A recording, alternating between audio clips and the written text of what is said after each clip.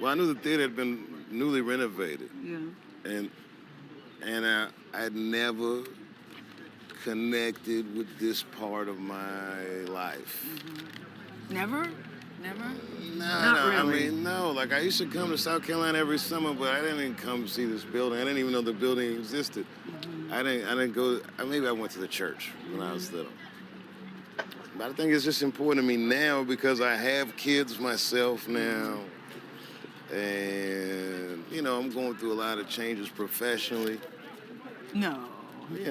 So I just kind of want to get like a context of like, and also because it inspires me a sense of thinking about what might be possible.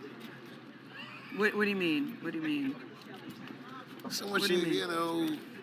uh, outside of like show business, like man, I could build something. I could help. I don't know. I could do something. I don't know what I don't know what I could do, but with great power comes great responsibility.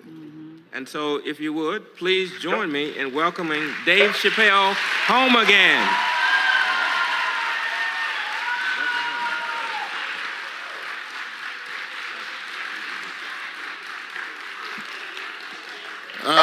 Thank you. You know, um, I speak for a living, and I'm a little nervous today. I wanted to say thank you, Mr. President, and thank you, Bishop Green, and thank everyone at Allen University for hosting me today, because it feels special, right? When I think of this great grandfather that I've heard about in my life, but never actually touched his legacy. So it's like the product of his loins coming to meet the product of his work. And it's an important day for me personally. And I know a lot of you guys are students, and I just want to tell you I'm the first person in my family to not go to college. And as the president has told you, I've done outstanding in spite of that.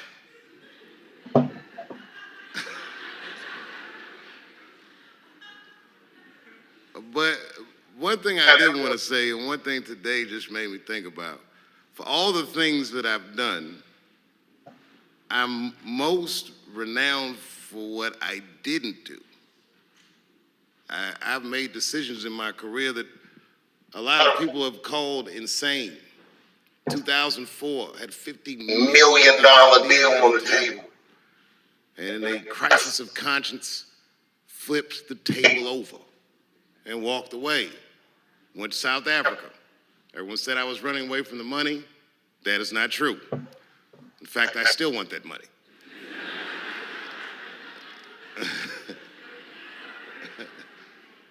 The idea that I wanted to just share with you guys is the idea that sometimes you do what you think is best, whether anybody understands it or not.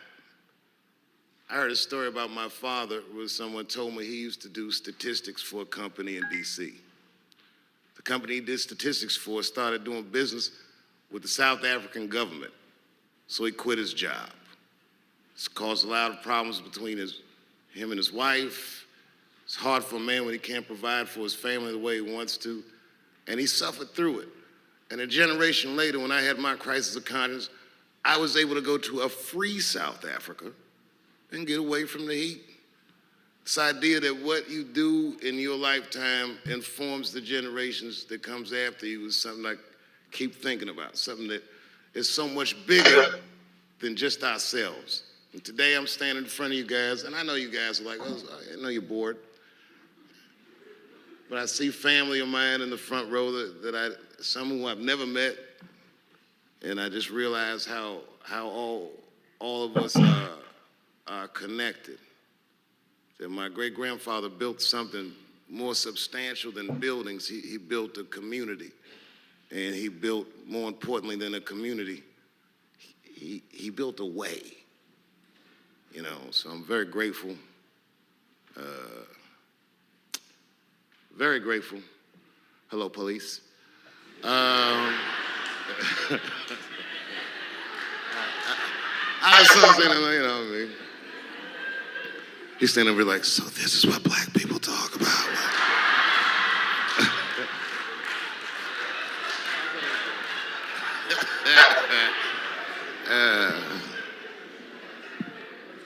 I just want you guys to remember, that right now there's this thing where ethics aren't what they used to be. This idea that people are trying to replace the ideas of good and bad with better or worse, and that is incorrect. You got to keep your ethics intact because good and bad is a compass that helps you find the way. And a person that only does what's better or worse is the easiest type of person to control. They are a mouse in a maze that just finds the cheese. But the one who knows about good and bad will realize that he's in a maze. So, that being said, I just hope that all of you guys transcend whatever you see as your obstacles, and that you live outstanding lives, and that you stay connected to your communities because you have so much power there, and that you grow your communities and you diversify your communities, and that you don't let anybody tell you you can't or to be afraid. It's okay to be afraid because you can't be brave or courageous without fear. The idea of being courageous is that even though you're scared, you just do the right thing anyway. So in 2004, I walked away from $50 million, and in November, I made a deal for $60 million. So,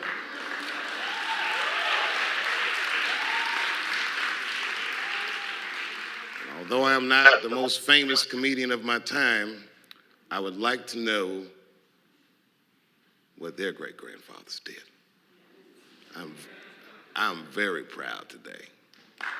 Thank you very much. What an awesome speech from Dave Chappelle.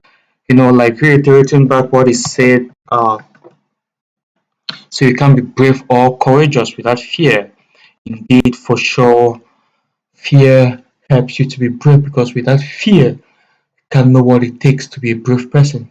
Because people that are brave are people who have overcome fear. So it takes fear in order for you to be brave or in order for you to be courageous.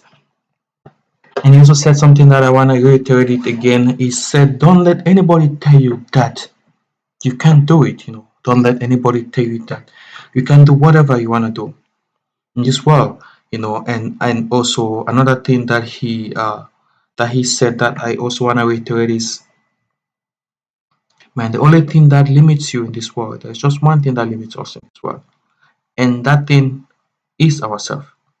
Apart from that, no other thing else limits you. And don't let anybody tell you that you can't do anything in this world, because you can do everything if you commit your courage, you commit your zeal into it.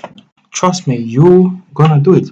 And he also said something which is very important. You gotta keep your ethics right, meaning you have to keep your morals, keep your values. What distinguishes you as a person.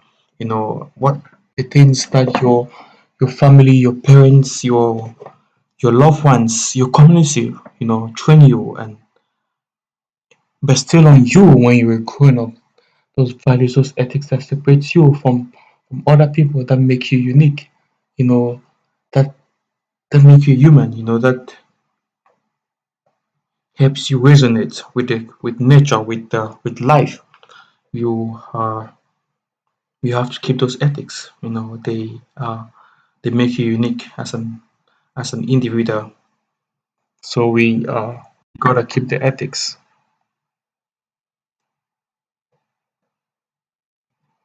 Keep those ethics. It makes you a distinguished human being.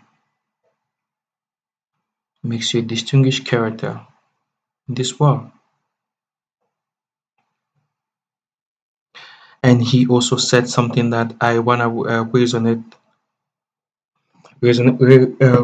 with it again. He says people try to replace ideas of good and bad with better or worse.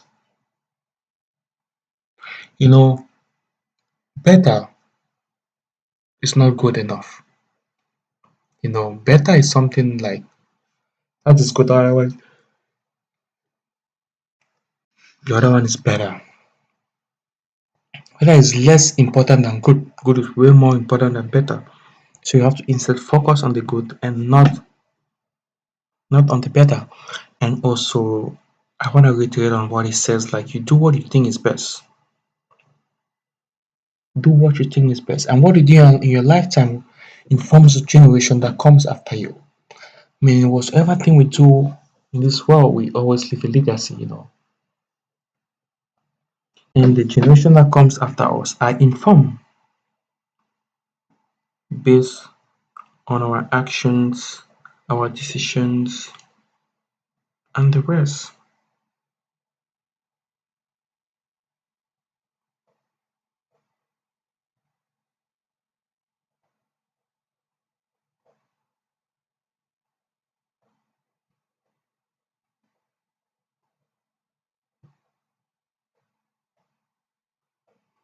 You know,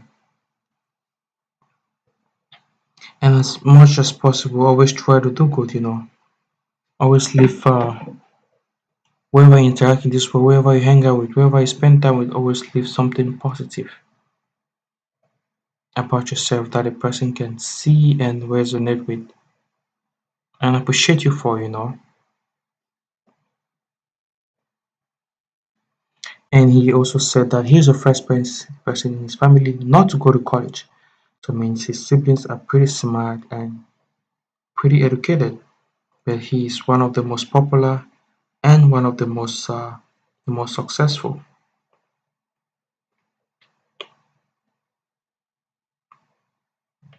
That means that education doesn't really make you successful, but what you do with it.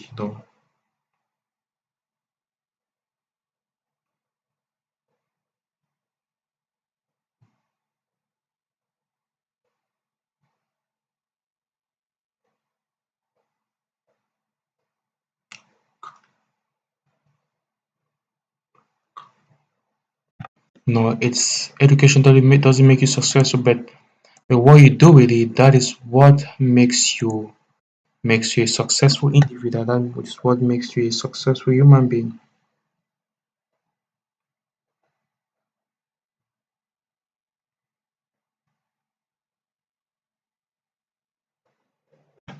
With great power comes great responsibility.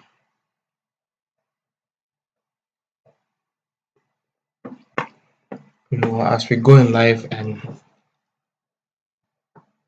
as we have been given managerial roles, dominions, directors, and positions, we shouldn't forget that we're once in the position of the people that we are currently leading.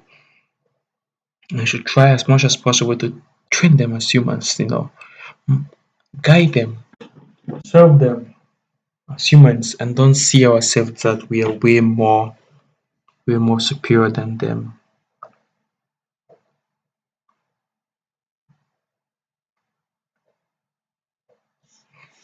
Dave Chappelle says he is remembered for the things that he didn't do rather than the things he did. Like for example, the